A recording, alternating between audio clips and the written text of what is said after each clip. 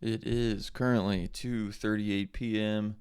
on this gorgeous Saturday afternoon. I'm waiting for the AT&T people to get here because we're changing from Xfinity cable internet to AT&T fiber.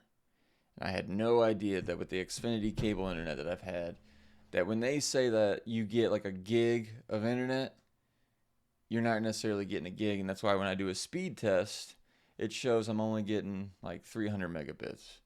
I'm like, what the hell? Why is that? And it turns out that cable internet, you're sharing that internet bandwidth with your neighbors. I didn't know that.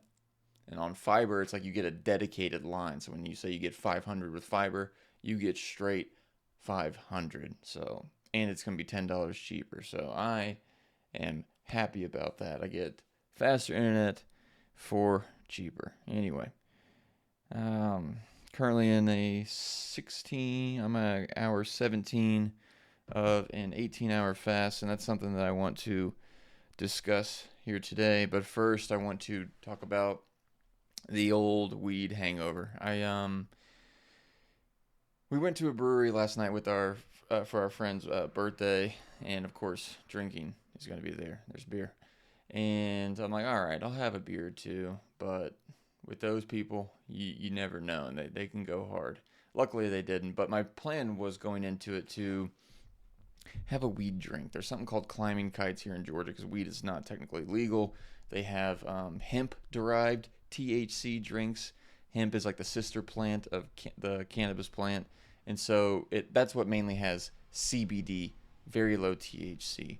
And it's some weird loophole where basically if it's hemp derived, you can consume it and get high from it in Georgia, which actually apparently that's going to be changed here pretty quickly.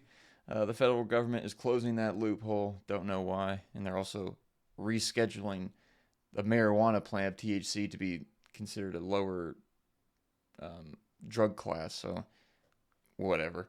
Anyway, so I did that last night. Did the hemp derived drink, and it's feeling pretty good. It's feeling good. But the problem is that in the morning, I just feel cloudy. I feel like a weed hangover. Turns out when you consume it, when you do an edible, like a drink, it can kind of stay in your system longer and have more of a weed hangover effect, meaning the cloudiness that you feel is prolonged versus if you smoked it, which is what I typically like to do. Um, I, I grew up, but when I was like 18, 19, that's all we would do is smoke blunts back in the day. Good old times. Sitting in the car, rolling up in a parking lot, waiting to see if anyone was, or, not waiting, but like just being on guard, making sure no one sees you. I mean, that was back in 2011, 2012, and back then it was way more sketch to be smoking weed than it is now, even though it still is technically illegal. Anyway, I bring that up because I want to get that feeling out in the morning when you feel that cloudy. My head just feels foggy. I can't think as clearly. And someone who's very in tune to their own brain and body, I don't like the feeling. I know it's important to accept things, let it be as it is, but it's like how do we accelerate this process? How do I get snappy again and get on move through my day?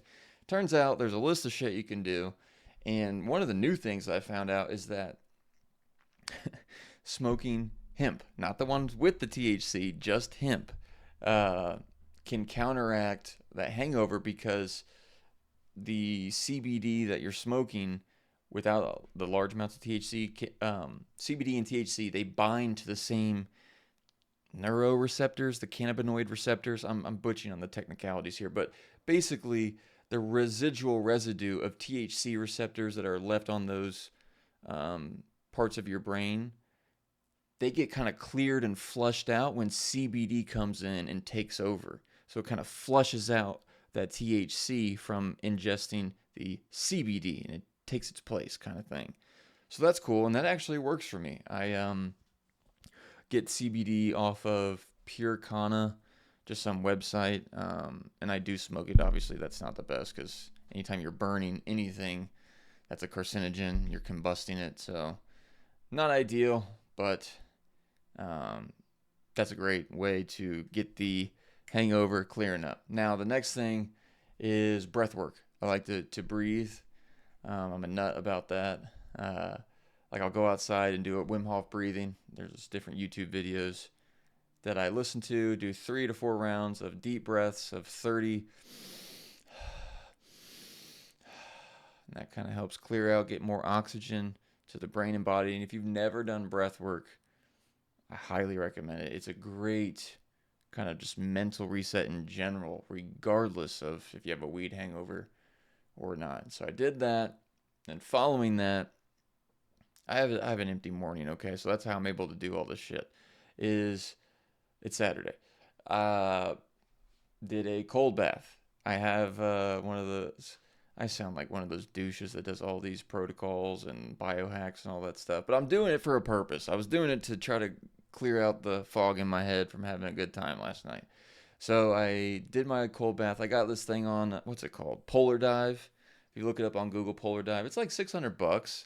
I mean, it's still pricey, but considering the other type of cold plunge tubs that are out there, they're like $2,000, $3,000, $5,000. It's a hell of a lot cheaper. So that's the one I went with. And they have payment plans. You could do like $100 a month, no interest. So this is not bad. My wife was getting pissed because she kept seeing $100 come out of our checking every month, or months on end. She's like, when is this shit gonna end? But luckily it's paid off now. Anyway, so I do that for like 2 to 3 minutes. That definitely shocks the system. You feel that surge of adrenaline. So that clears out the weed hangover even further. So we're feeling better. And then lastly, I did some running. I went to a park down the way. Like I said, it's beautiful out. It's like 65 degrees and sunny, not a cloud in sight. And I did like these running sprint intervals. It's kind of a fun thing to do. You run a little bit, like you just kind of jog a little bit, and then after a while, you sprint, you haul ass. That it feels amazing. And this is also kind of getting into the second and third topics here today. So we're kind of transitioning from the weed hangover into the other topics today, which are sprinting, which is the last part that I did for the weed hangover, and fasting. So this is goofy, but for me, it's kind of fun to make the running and sprinting more interesting. I pretend it's like some primal ancestral activity where I'm like running from lions or something, and I have to like sprint to catch my prey or whatever I'm doing. I pretend it's like 50,000 years ago, and it's like I have to do this, and I'm in a fasted state too. I don't know, it just makes it fun. I put on this primal tribal music. I got off of YouTube Music. I just typed in primal tribal music, literally, and there's like this hour-long thing of just these basically drums, and it just sounds like some tribe shit. I don't know.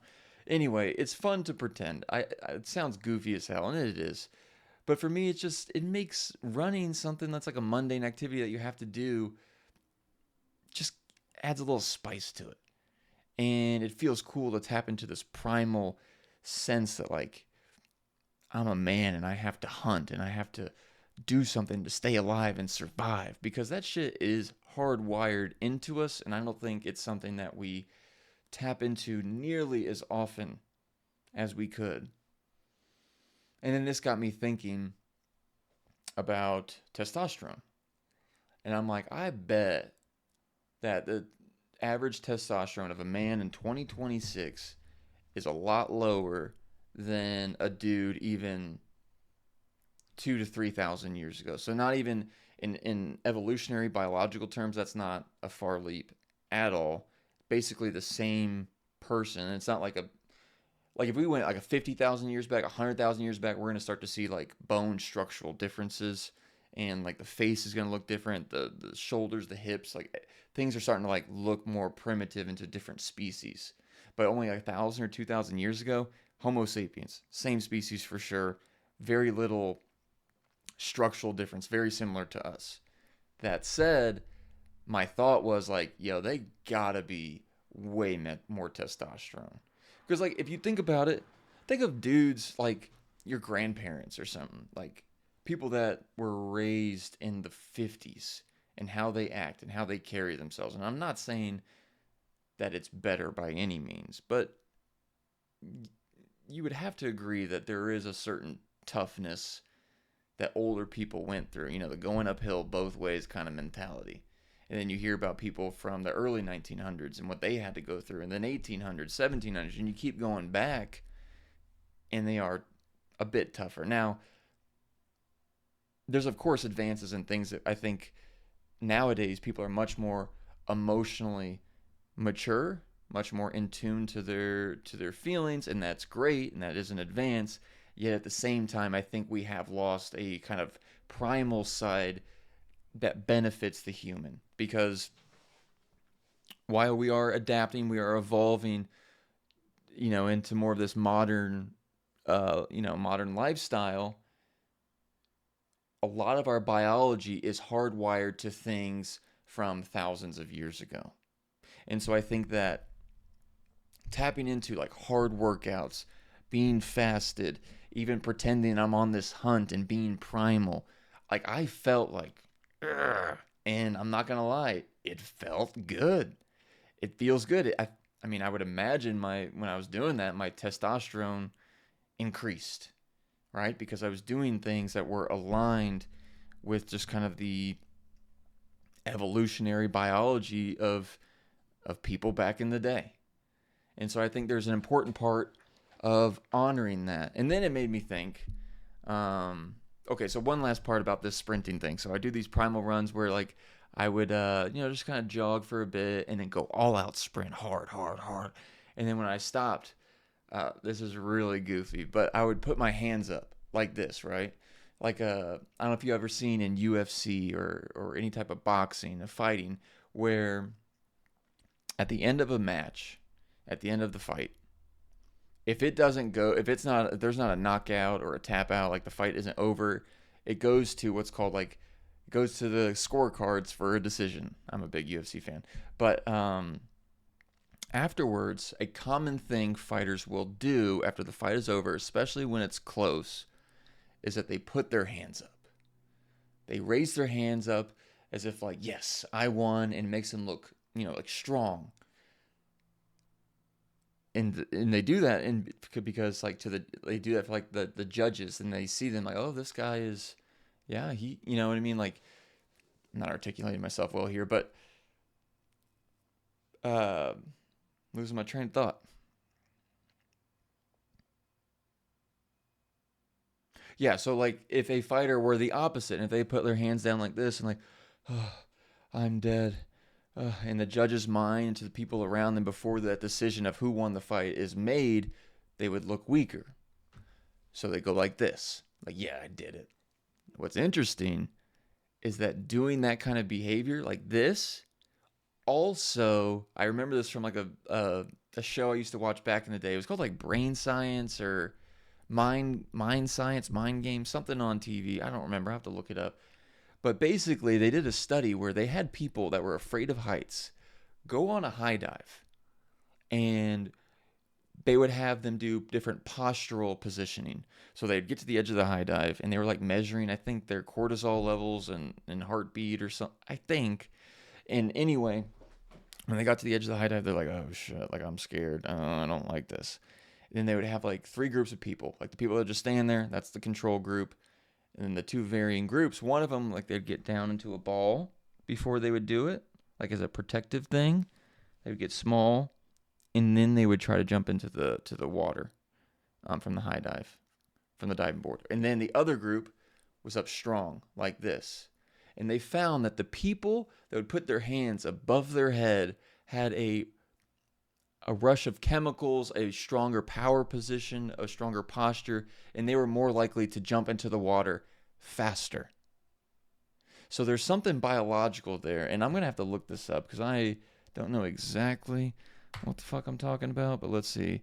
Is putting your hands above your head a sign of postural dominance that leads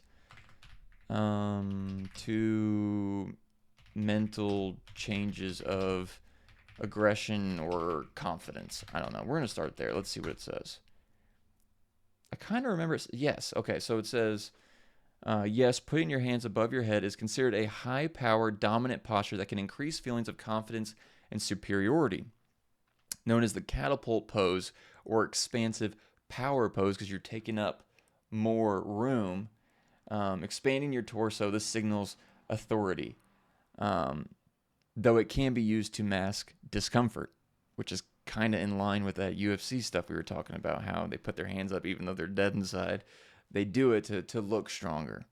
So I guess my point is when I was doing those primal runs, I was trying to take it one step further and do another signal of like, yeah, and it felt good too. Now it could be a bit of placebo effect working in there because I had this idea that, it does work better. So I'm like, okay, let's run with it. And then, like a placebo effect kind of thing. But I don't know.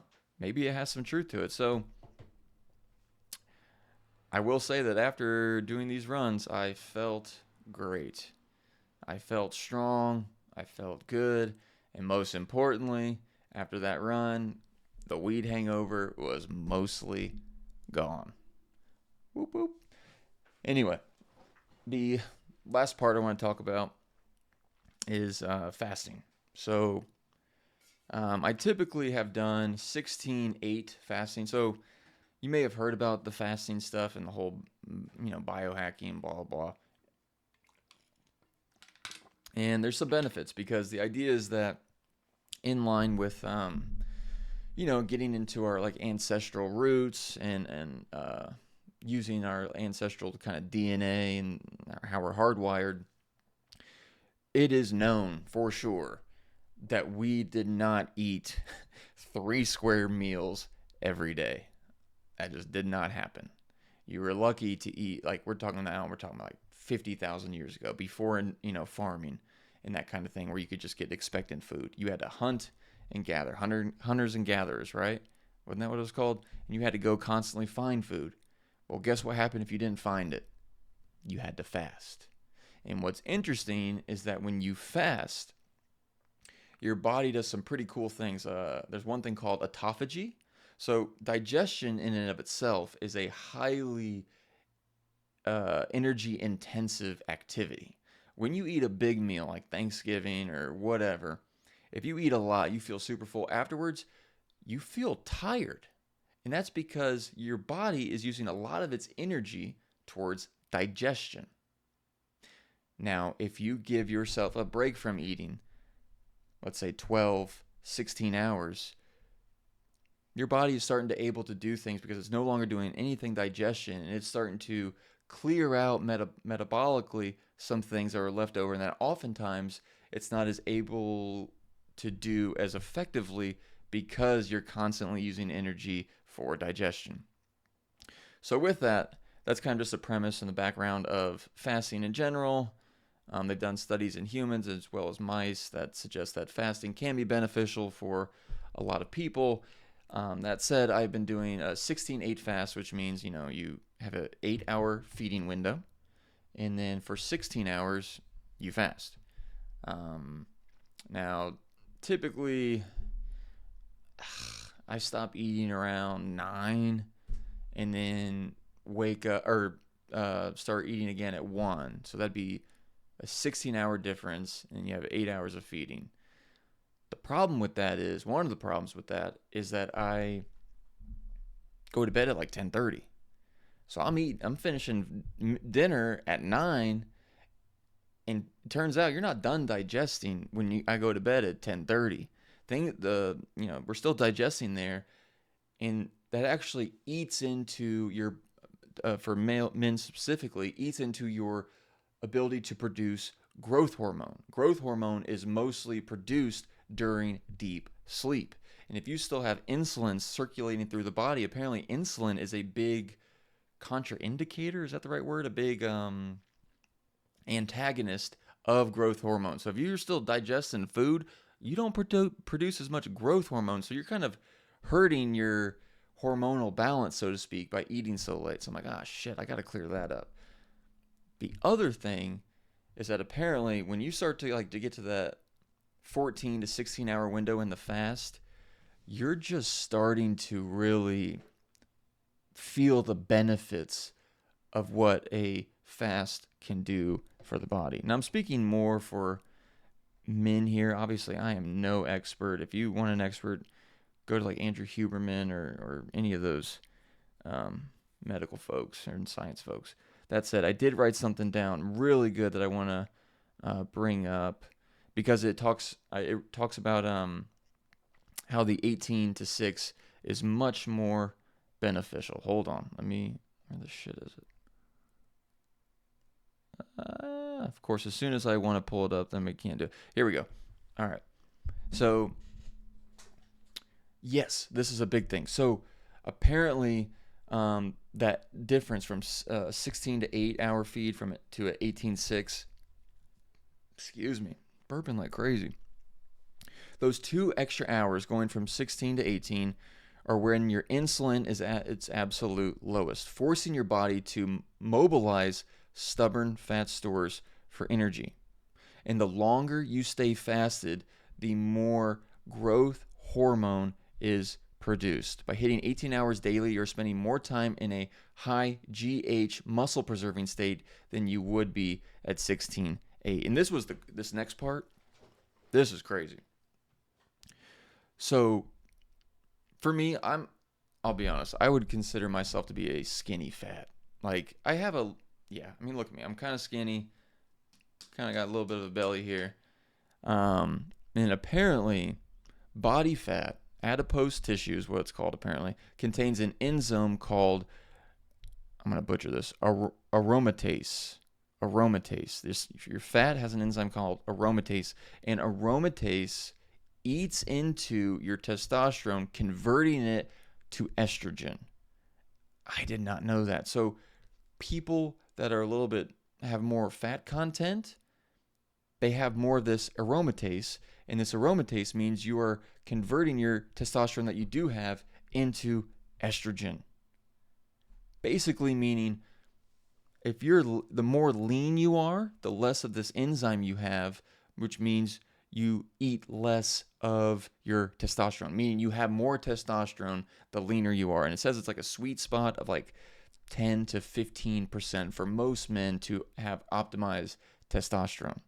So this fasting works by not only increasing your growth hormone, but you're eating more into those stubborn fat stores, which then once you eat more of that fat, you have less of that enzyme that's taking away from your testosterone.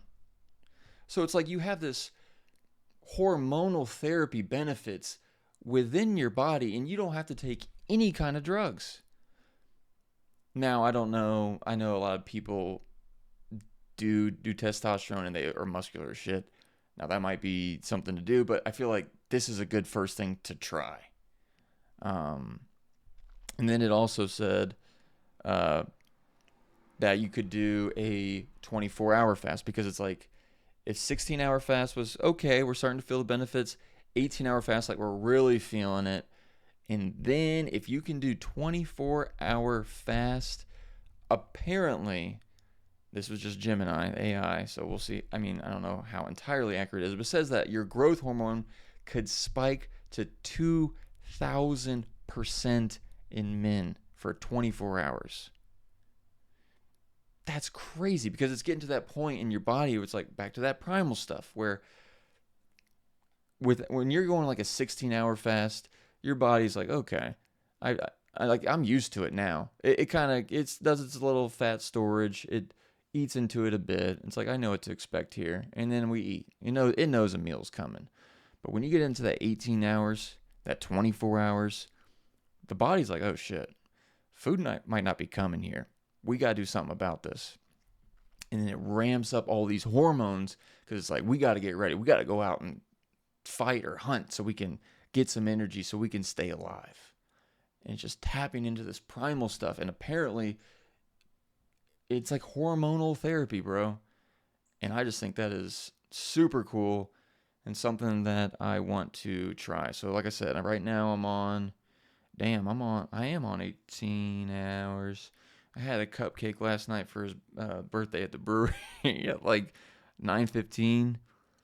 So, and it's like 3:03. So I got technically 15 minutes to get to 18, but I'm feeling good right now. And after learning this stuff, you kind of feel motivated. So I might run with this motivation here and see if we can. I don't know if I'll get a 24. No, no, no, no. I'm not going to, because then that would mean I'd be eating at 9 o'clock, and we don't want to eat too close to bed. So I'm not going to do that. But I am excited to give this a try. I will say that I'm definitely leaner than I was before doing 16/8 fasting. I did 16/8. I've been doing 16/8 for probably 5 to 6 months now, and I've been doing 2 meals a day, and it's good. Like, I definitely am a little bit leaner, feel better, and I love not eating a third meal. Like, it's just with modern life, it's just life's too busy, bro. You can't to try to get 3 meals in a day. Like, if you go down to two, you're like, this is nice, and that's part of it, being what they call metabolically flexible, being okay with letting yourself be hungry for a bit, because Lord knows our ancestors did that every single day, most days. Um, Probably more so the further you go back in time. So yeah, definitely gonna keep trying this. I think that's all I got for this episode. Appreciate y'all. See if I can go another hour or two without eating. Peace.